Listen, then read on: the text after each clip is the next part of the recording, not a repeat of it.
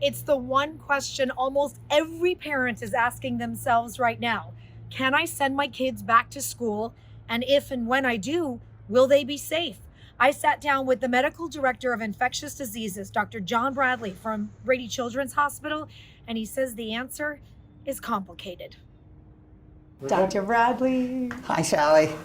We talked several months ago. Yes. And I was very hopeful that come August, we were going to send our kids back to school. And now we are entering back to school season. Yes. And we are starting online. And I was hopeful too. But the biology of this virus is telling us that it's still out there, it's still circulating. We got no break this summer, the way we should have with other coronaviruses. So this is a unique virus in its behavior. And the virus is out there. And we know that if we let up our restrictions, it begins to spread. And beautiful San Diego County graphs of the numbers of cases and how we had flattened the curve. We were getting all this under control. Everyone was very proud of it.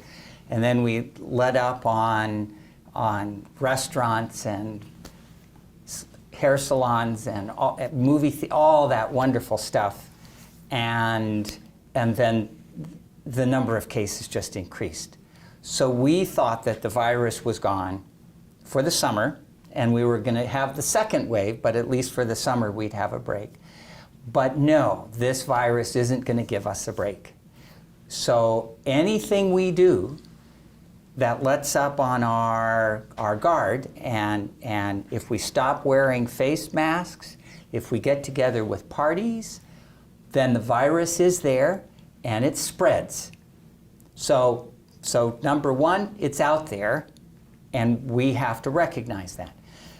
The second thing that we also didn't know when we started talking about this is the asymptomatic carriers. And I apologize to everyone. The last time I spoke with you, this is unheard of with a respiratory tract virus where you have absolutely no symptoms. Absolutely no symptoms. So the more we test asymptomatic children, the more we realize that there's a whole lot of them out there who are infected and have no symptoms. And these kids do really well. So point one is that the virus is out there. Point two is that kids do really well with this infection. And a matter of fact, more than half of them have no symptoms at all. So those are two key facets in terms of community spread. If you took the masks off kids and had them play together, you begin to see spread. But the kids would all be asymptomatic. You'd never know it. But they bring that virus home to the families, and they infect parents like you, and you will probably get a little sick. And if your parents or your husband's parents were living at home, grandparents my age, we would tend to get pretty sick and be hospitalized. And there's a mortality for people who are 65, especially 70 and over, if they get this infection.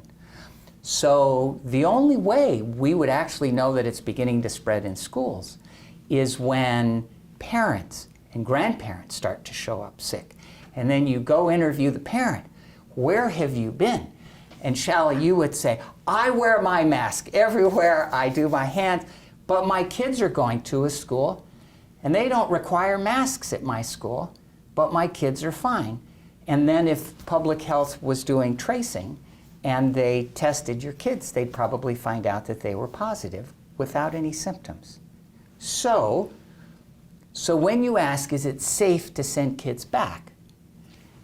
For the children, it's safe because they don't get sick.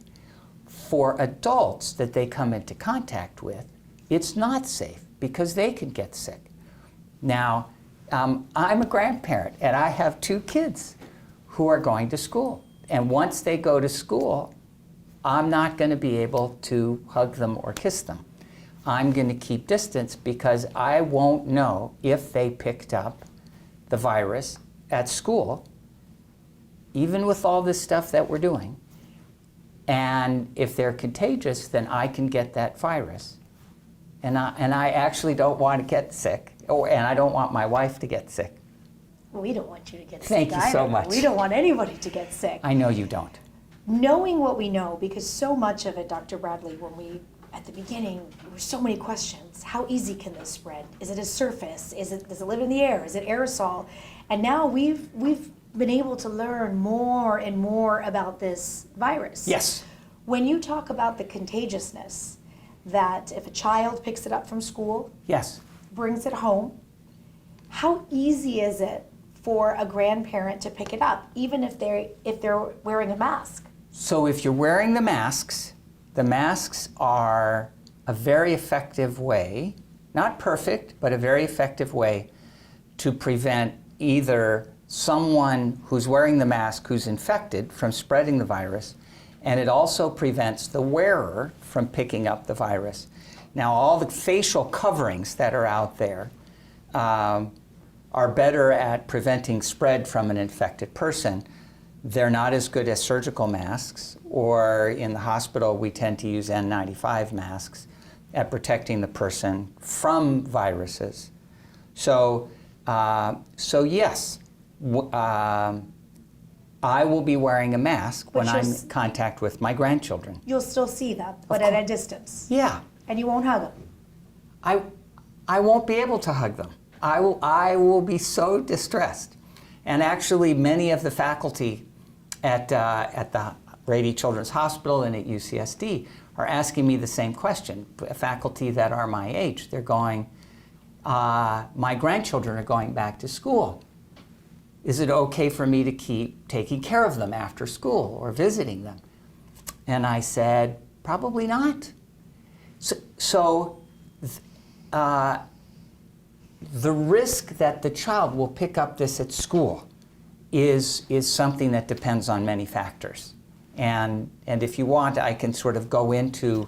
Sure, because the decision that, Dr. Bradley, a lot of families have to make, there are a lot of families that do need to go back to work. There are families, there was just a study put out that a very high percentage of family either live with grandparents or they have contact or they're relying on those grandparents to help them with care. Of course. So as they're making that decision of, is it safe, can we not, no matter what the decision, first of all, is for every family, it's okay for that family to make that decision. We don't want to shame anybody because everybody's dealing with all kinds of obstacles and struggles right now. Right. But ultimately, a parent wants to know, is my kid going to be safe and is our family going to be safe? So what factors do they need to look at when they're making that decision?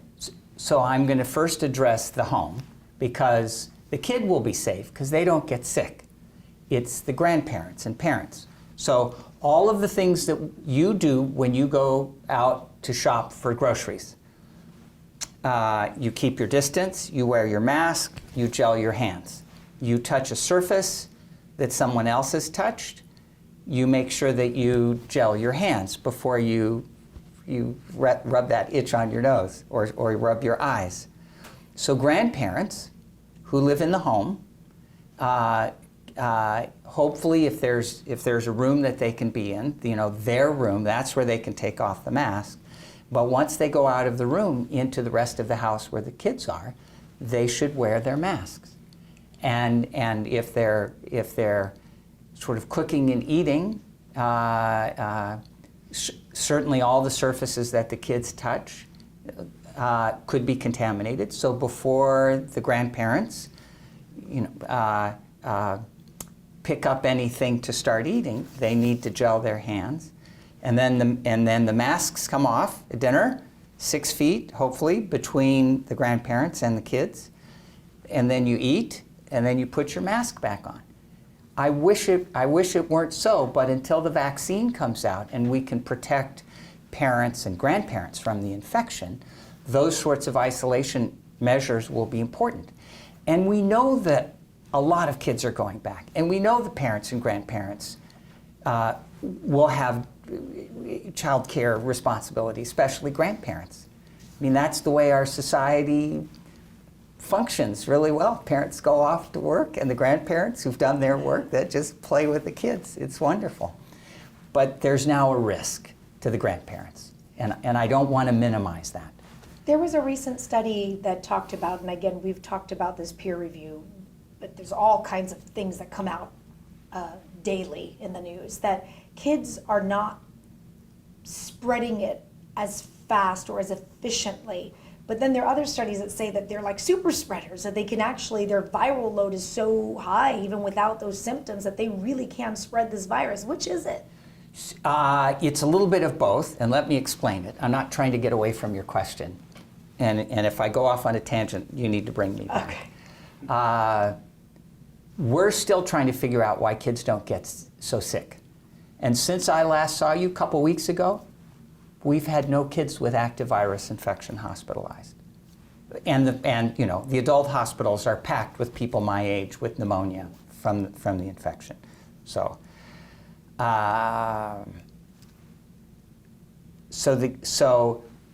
we don't know why, and there's a lot of theories. And one of the best theories that makes sense to me is that in order for the virus to attach to you, you need little receptors for the virus, so the virus proteins can attach to a specific part of your mucous membranes.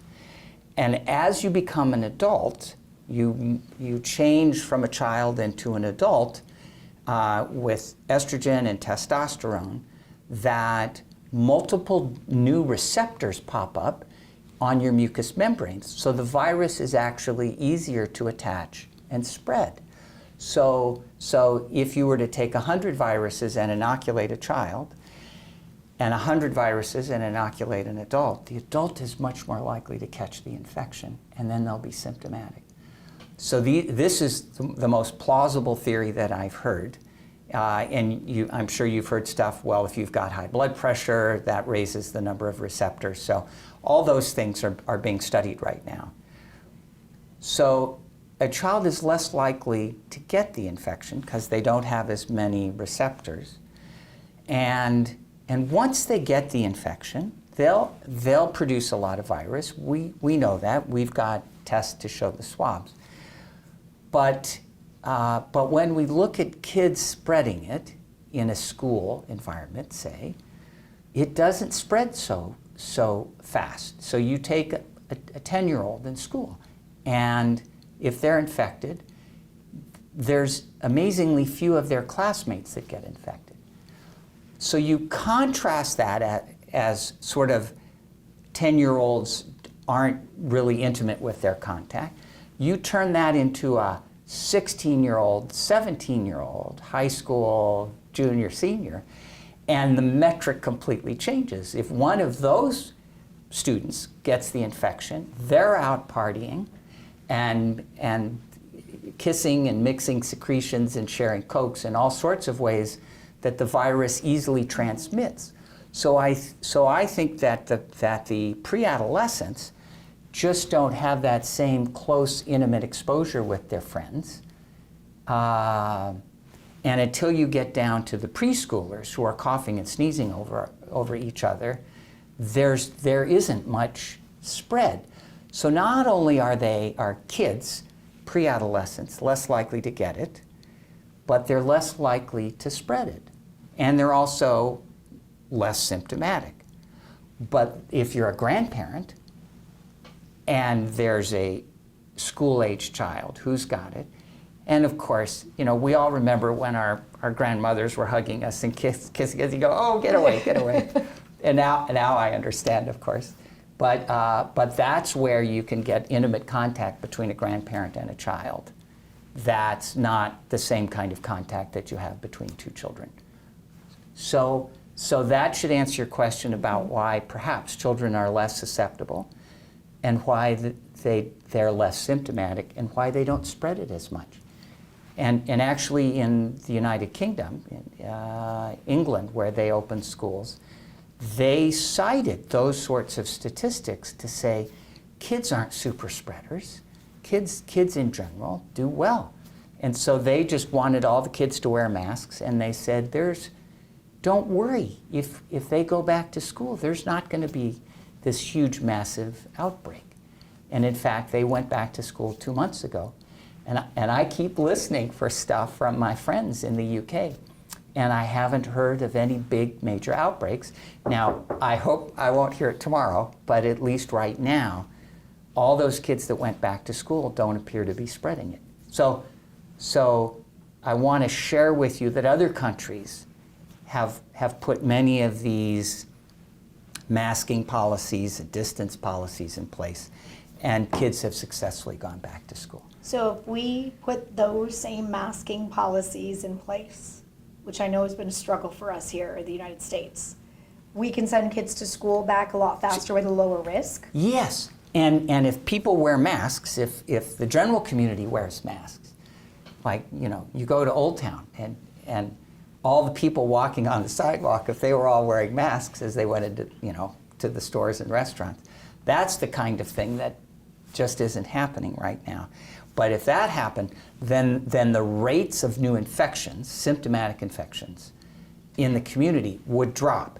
And that's the metric that the state's using, that the county's using, and the school is using. Because if rates of spread through the community drop, then the chance that a child will have an infection and bring it to school will drop. And we just want things under control in the community before we have kids coming into school. And it makes absolute sense. When you think about it, it's not one clear answer. There are all these little factors that come together to be able to help a family decide or to just understand the dynamics of this virus right now. Right. And as you know, each school tends to have a different set of resources, different buildings, different abilities to distance. Certainly the public schools have funding, and private schools probably too, from the state of California for school reopening, for masks, gloves, gowns, everything that they would need to make it safe. They're putting in plexiglass barriers. So we have funding now, which is great. But each school, the older schools, don't have good air conditioning. And you can't put 30 kids in a classroom and just open one window and hope that the virus isn't going to spread. So my guess is every school district, certainly San Diego Union, is looking at each room in each particular school to make sure that the air exchanges in that room and filters are adequate in case there's a child who's coughing or sneezing, who sneaks past the guard, who screens for symptoms. And so once you're in a classroom, then spread shouldn't occur if you've got good ventilation. You're part of the team helping San Diego Unified come up with the plan, the guidelines? I am. I'm very proud to have been on that team. The numbers that we've been seeing and we've been talking about on our morning show too seem like they're trending a little bit downwards, and we're getting close to possibly the state is reviewing now whether we'll be off the state's watch list. Yes. What does that mean? That's wonderful. So there are people who just think this will go away and they don't need to wear their masks, and it's like this. What an inconvenience. I'm not going to wear my mask. This is all be gone in a few weeks. And I think those people are now realizing it's not going away, and that if everyone wears masks, then we'll all be better off. So I think, I'm an optimist, I think that people are recognizing the value of masks now, and are being more compliant, and that's one of the biggest factors in decreasing spread in a community. Do you think we're going to send our children back to school physically at any point in the next school year? I do, absolutely. So when I look in my crystal ball, Sally. I want your crystal ball. My crystal ball. I am pretty confident that by January, things will be under control if this trend continues and people don't get complacent. I think we'll actually meet the metrics before January, and my guess is that we'll meet the metrics somewhere late October, early November. If people keep doing what they're supposed to be doing. Yes. And yes. I say that because if we would have done that when we talked a few months ago, you said we're going to send the kids back in the fall and we'll have the masks. But we weren't expecting, in all fairness, that half the people were going to go this way, and it was going to take such a long time to be able to get everybody to, like a train, going in one direction. Right, and we underestimated this Yeah. virus and its ability to spread in populations. So, I can go into some of the recommendations for the schools. Please, I've yes. given you the report, and you can look at it and share the report with all of your friends and viewers and followers. What would be the biggest points out of this that you think a parent would want to know? The biggest point is to get community spread under control. That's far and away. Once that happens, I think we can start talking about everything else. But masks, universal masks for all kids from K through 12, because masks work. They will decrease the amount of spread. No mask is perfect, not even these surgical masks. So some spread is inevitable, Shally. And I want you to know that when someone asks me, is it safe to send my kids back to school? I'll say, yeah, it's pretty safe, because there's no way kids won't be kids. And you'll have kids taking off their masks, and you'll have to remind them. And you know, there are kids who are like concentrating on all sorts of other stuff, and the masks aren't the most important things to them. But but masks are part of this getting kids back to school safely.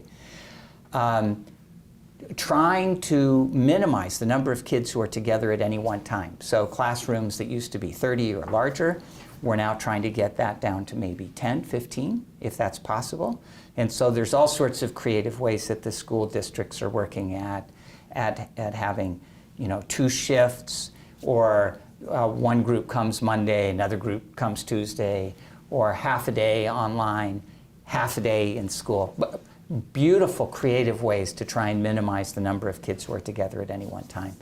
And anything you can do to minimize that minimizes spread in the school. So the distancing, masking, all the things that we do as adults, we're trying to move into the classrooms.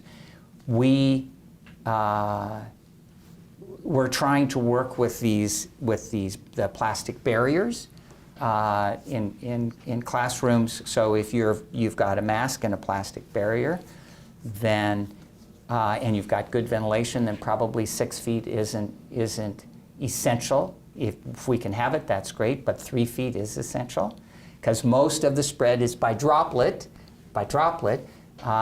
maybe a little bit by aerosol, but most all the outbreaks are really droplet associated, which means 3 feet is the highest risk. So all the creative ways to get kids into desks, busing, you know, how do you get on a bus? Load the bus from the back to the front. Everyone's looking the same direction, plexiglass between the rows, everyone wearing masks, all that kind of stuff. And there are some children who are integrated into the regular school system who have neurologic problems or physical problems with tracheostomies and just aren't going to be able to mask well or handle secretions. And part of the policy is to suggest that even though it's important to mainstream them while we're in this emergency and we're trying to limit the spread, kids who can't comply should have more online training. Or if they need one-on-one, then the teachers can have full personal protective equipment like we have in the hospital, where they have masks, they have eye protection, they have face masks, they have paper gowns, they have gloves, they have gel, and we've not had a single transmission in this hospital since the beginning of the epidemic. We have an awesome infection control team.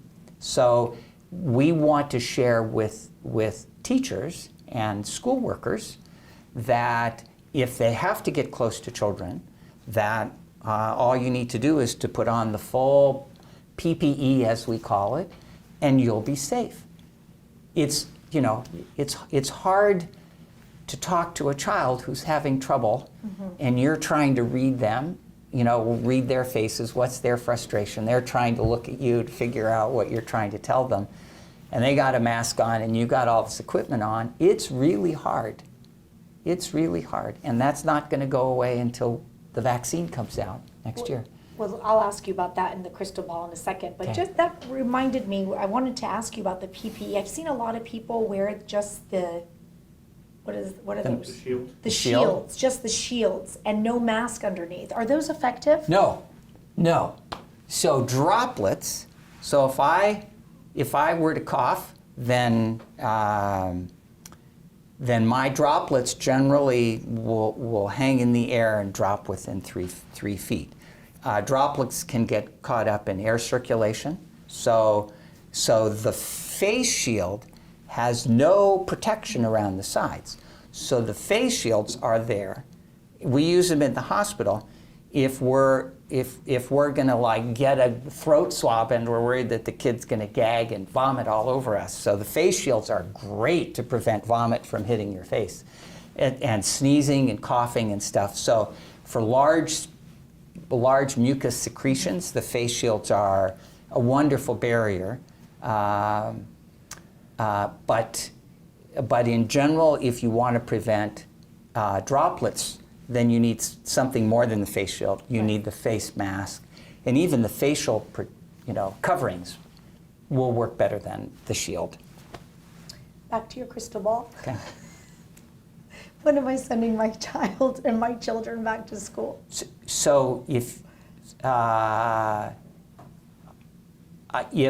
community spread is under control, I think that we will meet all the metrics by the end of October, early November, and there will be pressure to have the schools, because the metrics have been met, get the kids back. Then there will be people who will say, well, we're so close to next year, let's just not bring them back. And that may be a viable answer. And then there are those, if in beginning of November everything looks good and we open up the schools, they'll say, yeah, but Thanksgiving, we're going to do all of this and we think things are fine. And then there's Thanksgiving and all these families get together and no one wears masks and there's a community outbreak again. And the schools, who encourage kids to come back will go, oh, sorry, made a mistake. And then there's the holidays where there will be more spread. So the key, Shally, and I need your crystal ball to inform me. I have one, okay. Will families not get together in ways that will transmit virus between children, parents, and cousins, and grandparents? I don't want to tell you what I see in my crystal ball. Well, that's important. Well. Whenever we make a prediction, we have assumptions, and that's one assumption that you know better than I. Based on what I see, and people feel safe around their family. We wear these out around strangers a lot, but then we come into our house or we have a barbecue in the backyard and we're around our friend, and even if it's 10, we think, okay, let's just take it off. I mean, I still, Dr. Bradley, open my phone and I go through social media and I see dinner after dinner, party after party gathering, 20 people sitting at a table, nobody wearing a mask, they're not part of the same family. Right. So that worries me when I see that sense of false safety that we're okay. I don't know. And then it comes, I was just thinking, October is Halloween. This is a big holiday for the kids. There's no Halloween this year, huh? I don't think so. I've got a 5-year-old and 11-year-old grandkids, and I was hoping to take them out trick-or-treating.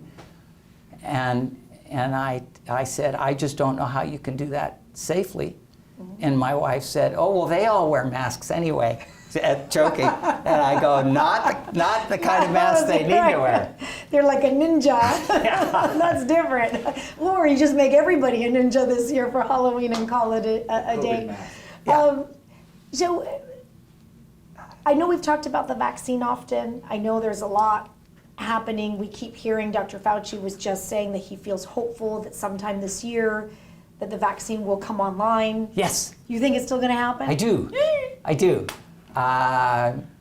And we, the companies have actually been pretty sharing of clinical trials as they start up. And there are clinical trials of vaccines in San Diego going on right now. Wow, in San Diego. In San Diego, yeah. One of the mRNA vaccines made by Moderna. Mm-hmm. And you can go on the public website, clinicaltrials.gov, and you can look up all these vaccines. And if you look up COVID immunizations on that website, and then go down to the Moderna vaccine, it lists all the sites in the United States. It's a Boston-based company. And San Diego is one of the sites enrolling Wow. subjects. There will be 30,000 subjects. Can in we that study. volunteer? Yes, you can.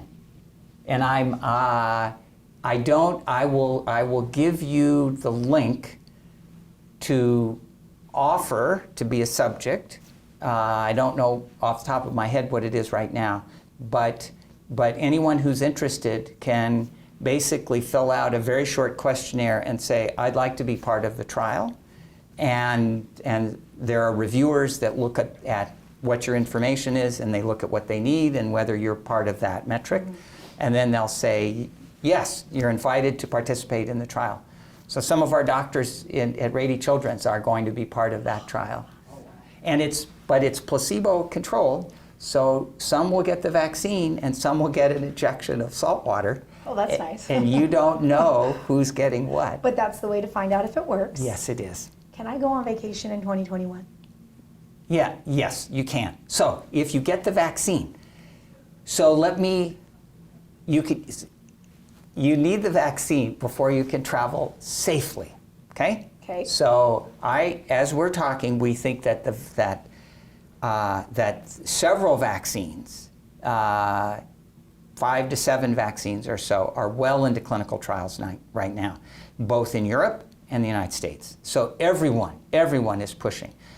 The government of the United States has already bought 100 million doses of vaccine from a couple of companies. I think I shared that with you. You did. The European Union has also bought 300 doses of vaccines from these companies. So they're already producing vaccines even when they don't know that the vaccines will work. And they'll never be released, of course, but the companies now have no financial reason that they can't produce them, because once the FDA or the equivalent in Europe, the EMA, says, yeah, these vaccines look safe and effective and will give emergency use authorization, then those loading docks at the companies that will have all of these cartons ready to ship out will get the green light, and you'll get your vaccine probably in January. Is that what your crystal February. ball says? Yes. January? So our kids' 2021 school year, next year, will be back to what we call normal. Yes, that's my best guess. Okay. And the reason we've never seen vaccines go this quickly, and you can thank Congress for this, and Congress goes, sometimes you hate it, sometimes you love it, but with the coronavirus funding, the companies, through the government, through the NIH, through Health and Human Services, through a number of different agencies, will work with a vaccine company, like the Moderna vaccine. It's being co-managed by the National Institutes of Health. And the company will say, I need 1,000 more people to enroll in the trials. And the government will go, great, here's the money. And I'll need $100 million to create 300 million doses. And the US government has budgeted that, and so the company gets that money. So all of the usual things that delay production and testing, because no company wants to take risks that they're going to lose money. Right. These are all companies that are owned by shareholders. Right. No one wants a company to go bankrupt. There's no risk to the companies. which has never, ever happened before. And we're in a worldwide emergency. And I don't know who's going to pay the taxes to fund that later on, but we'll ask that question later. But we have more resources made available to make this warp speed program a reality. And the FDA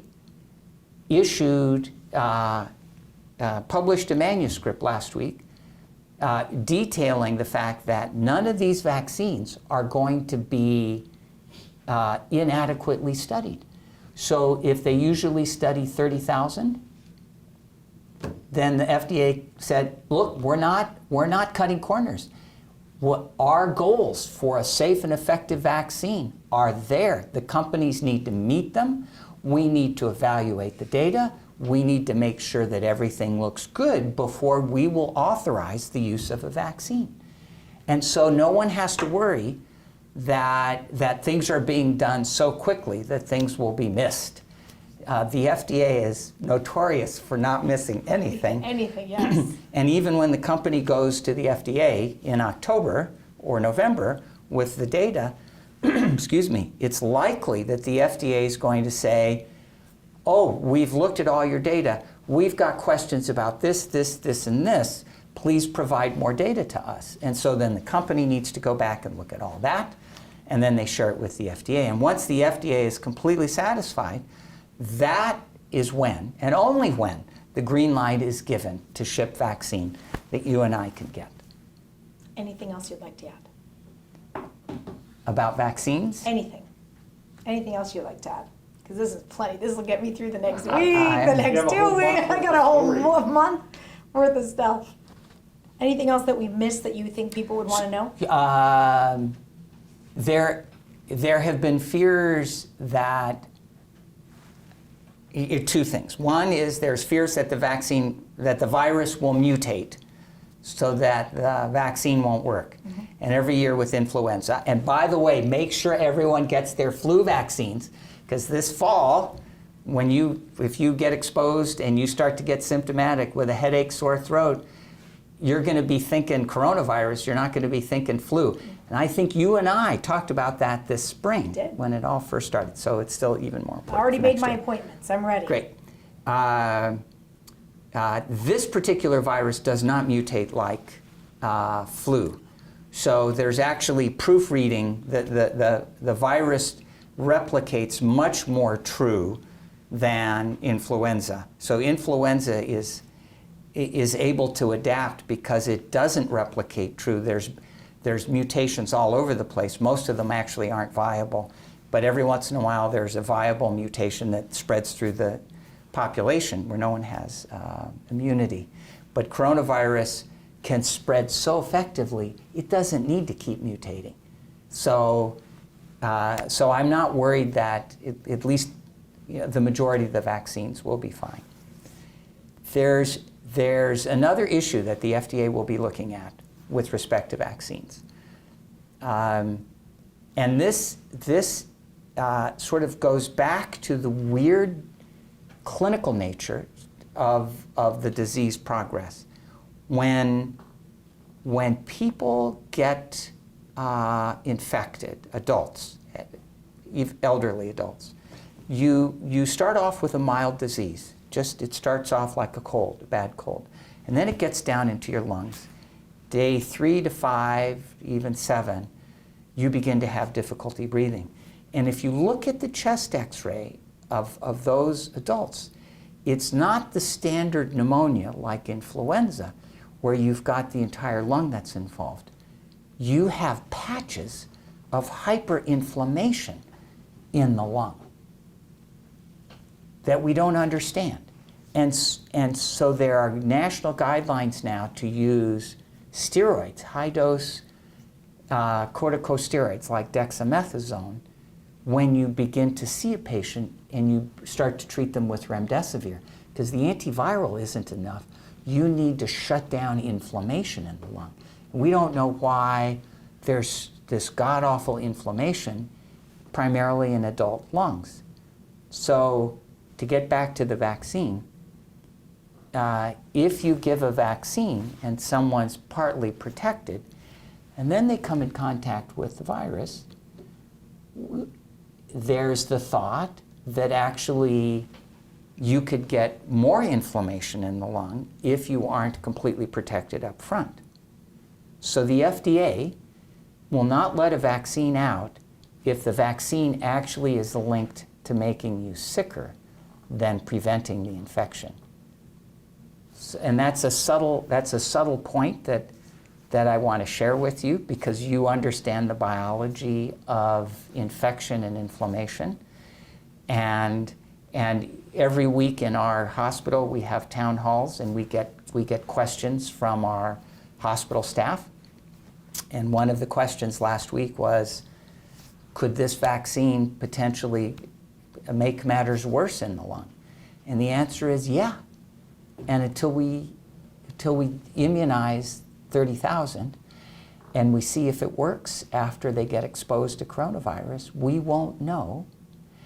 And even after the vaccines are authorized, emergency use authorized, and there's 5 million people that get the vaccine, uniquely, the FDA is tracking all those side effects even after the vaccine is out.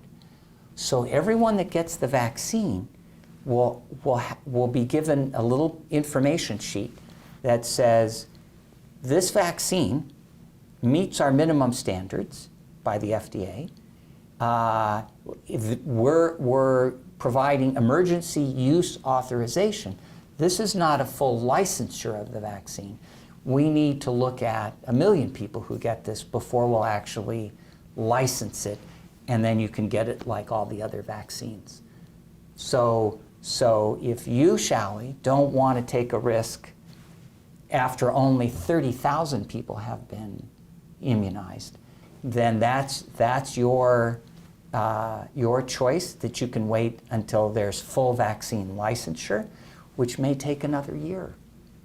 So those are the subtle points about vaccines that I want to share with you, not to make you more anxious, but to make you aware that the academic community, the FDA, companies are all looking at all the possibilities, what can happen. And no one's just like going forward saying, oh my God, we need this vaccine, even if it's not safe. It's not going to happen. The vaccine that gets released will be safe. Thank you, Dr. Bradley. You've been listening to It Is What It Is with Shally Rady. You can join in and ask your questions live on Shally's Facebook or Instagram page. You can find so much more by following Shally on Facebook, Instagram, Twitter, YouTube, and by visiting shald.com.